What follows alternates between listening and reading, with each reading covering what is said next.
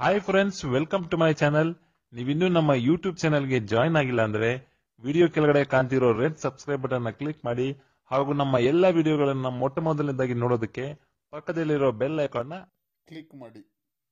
ಕರ್ನಾಟಕ ವಿದ್ಯುತ್ ಪ್ರಸರಣ ನಿಗಮ ನಿಯಮಿತ ಹಾಗೂ ವಿವಿಧ ವಿದ್ಯುತ್ ಸರಬರಾಜು ಕಂಪನಿಗಳಲ್ಲಿ ಖಾಲಿ ಇರುವ 3646 ಹುದ್ದೆಗಳನ್ನು ಭರ್ತಿ ಮಾಡಲು ಅರ್ಹ ಅಭ್ಯರ್ಥಿಗಳಿಂದ ಆನ್ಲೈನ್ ಮೂಲಕ ಅರ್ಜಿಗಳನ್ನು ಆಹ್ವಾನಿಸಲಾಗಿದೆ. ಸ್ನೇಹಿತರೆ, ಇದರಲ್ಲಿ ರಾಜ್ಯದ ಯಾವ್ಯಾವ ಘಟಕದಲ್ಲಿ ಎಷ್ಟೆಷ್ಟು ಹುದ್ದೆಗಳು ಇವೆ ಎಂಬುದನ್ನು ನೋಡೋಣ. ಬೆಂಗಳೂರು ವಿದ್ಯುತ್ ಸರಬರಾಜು ಘಟಕದಲ್ಲಿ 479 ಹುದ್ದೆಗಳು, ಚಾಮುಂಡೇಶ್ವರಿ ವಿದ್ಯುತ್ ಸರಬರಾಜು ಘಟಕದಲ್ಲಿ 628 ಹುದ್ದೆಗಳು, ಹುಬ್ಬಳ್ಳಿ ವಿದ್ಯುತ್ ಸರಬರಾಜು ಘಟಕದಲ್ಲಿ 757 ಹುದ್ದೆಗಳು, ಮಂಗಳೂರು ವಿದ್ಯುತ್ ಸರಬರಾಜು ಘಟಕದಲ್ಲಿ 727 ಹುದ್ದೆಗಳು, ಗುಲ್ಬರ್ಗಾ ವಿದ್ಯುತ್ ಸರಬರಾಜು ಘಟಕದಲ್ಲಿ 397 ಹುದ್ದೆಗಳು ಹಾಗೂ ಕೊನೆಯದಾಗಿ ಕರ್ನಾಟಕ ವಿದ್ಯುತ್ ಪ್ರಸರಣ ಘಟಕದಲ್ಲಿ 658 ಹುದ್ದೆಗಳ ನೇಮಕಾತಿಯನ್ನು ಹೊರಡಿಸಲಾಗಿದೆ.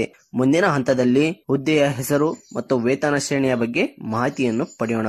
ಮೊದಲನೆಯದಾಗಿ ಸಹಾಯಕ ಕಾರ್ಯನಿರ್ವಾಹಕ ಇಂಜಿನಿಯರ್ ವಿದ್ಯುತ್, ಒಟ್ಟು ಹುದ್ದೆ 94, ವೇತನ ಶ್ರೇಣಿ 46,080 ರಿಂದ 98,030 ರೂಪಾಯಿಗಳವರೆಗೆ.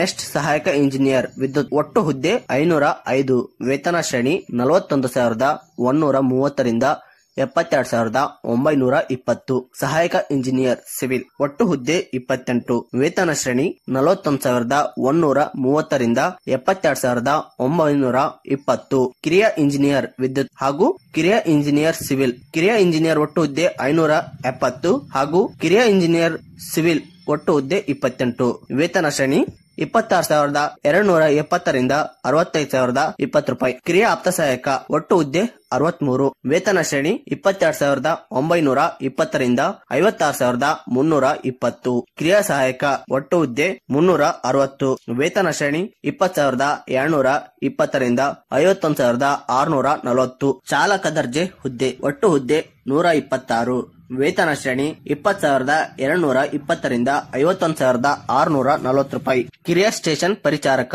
ಒಟ್ಟು ಹುದ್ದೆ 103, ವೇತನ ಶ್ರೇಣಿ 16,370 ರಿಂದ 35,180 ಹಾಗೂ ಕೊನೆಯದಾಗಿ ಕಿರಿಯ ಪವರ್ ಮ್ಯಾನ್ ಅಂದ್ರೆ ಕಿರಿಯ ಮಾರ್ಗದಾಳು, ಒಟ್ಟು ಹುದ್ದೆ 1,769, ವೇತನ ಶ್ರೇಣಿ 16,370 ರಿಂದ 35,180 ರೂಪಾಯಿ. ಸ್ನೇಹಿತರೆ, ಸದ್ಯಕ್ಕೆ ಕೆಪಿಟಿಸಿಎಲ್ ನಿಂದ ಈ ಹುದ್ದೆಗಳ ವಿವರಗಳನ್ನು ಜಾಹೀರಾತು ನೀಡಿದ್ದು ಅರ್ಜಿ ಸಲ್ಲಿಸುವ ದಿನಾಂಕವನ್ನು ಪ್ರಕಟಿಸಿಲ್ಲ.